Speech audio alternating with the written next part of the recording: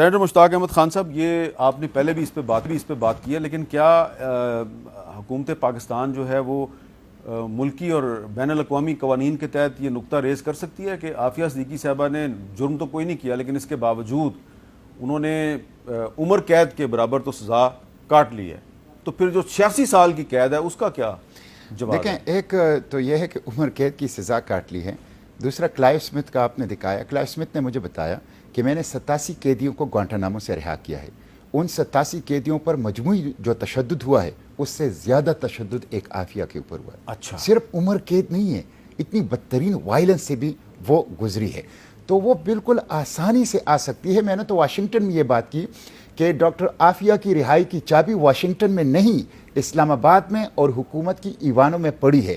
یہ اگر مدعی بن جائیں، اور آپ نے بالکل اچھی بات کی، نہ یہ کسی کی فتح ہوگی، نہ یہ کسی کی شکست ہوگی، نہ ریونج ہوگی، نہ سیلیبریشنز ہوگی، بلکہ میں تو کہتا ہوں میں اس حکومت کو کریڈٹ دوں گا اور کھل کر کریڈٹ دوں گا جو ڈاکٹر عافیہ کو پاکستان لے آئے.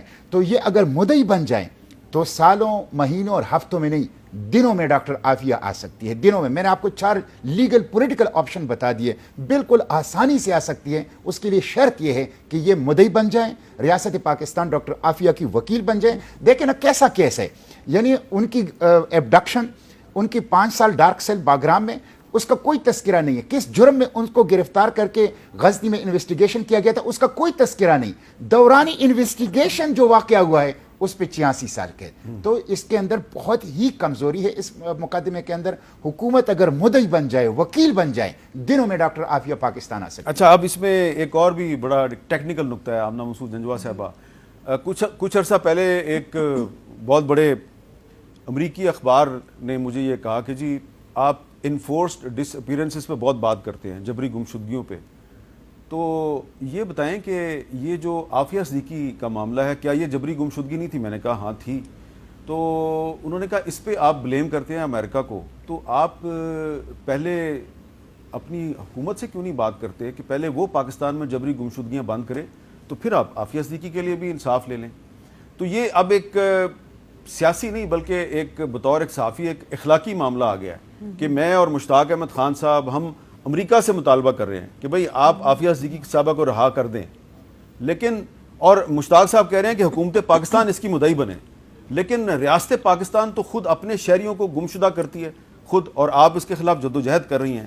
آپ کو لگتا ہے کہ عافیہ صدیقی کی واپسی اس لیے بھی ممکن نہیں ہے کہ اگر وہ امریکہ سے واپس آ گئیں تو ریاست پہ پریشر بڑھ جائے گا کہ جو تم نے ہزاروں لوگ گمشدہ کیے ہوئے ہیں، غائب کیے ہیں، ان کو بھی ریلیز کرو؟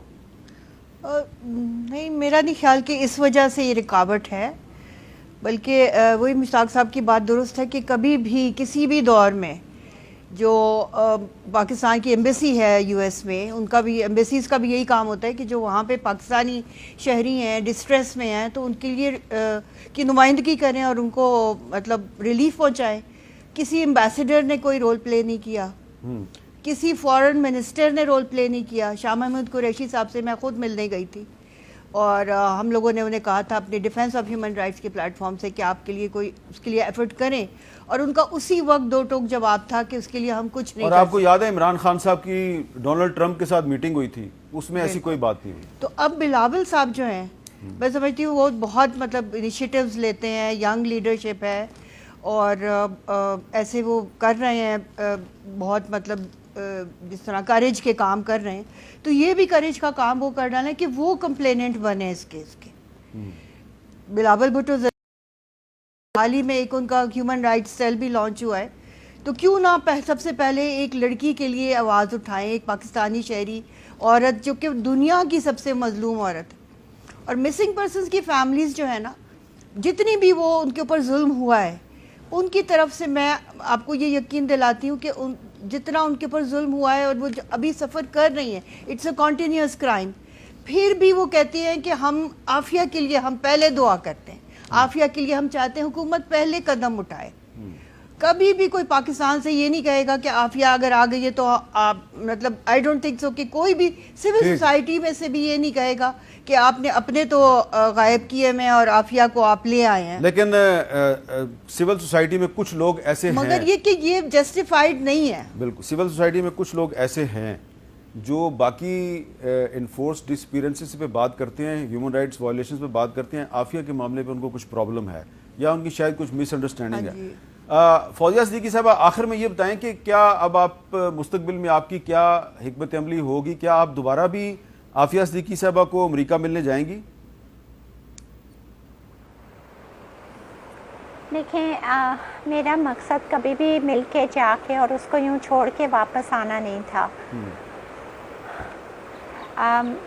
ظاہر ہے وہ تکلیف جو ہے وہ بہت شدید ہے, لیکن لاہ عمل ہمارا, جیسا کہ سینیٹر مشتاق صاحب نے آپ کو بتایا کہ لیگل بہت ساری چیزیں ہیں. اس کے علاوہ آپ نے ابھی رانا صاحب کی پریس کانفرنس سنائی, اس میں انہوں نے کہا کہ وہ خط لکھیں گے, تو ہم چاہیں گے کہ وہ خط ہمارا وکیل ڈرافٹ کر کے دے تاکہ وہ صحیح الفاظ اور صحیح وہ ہو, تاکہ اس کا جواب بھی اسی طریقے سے ملے.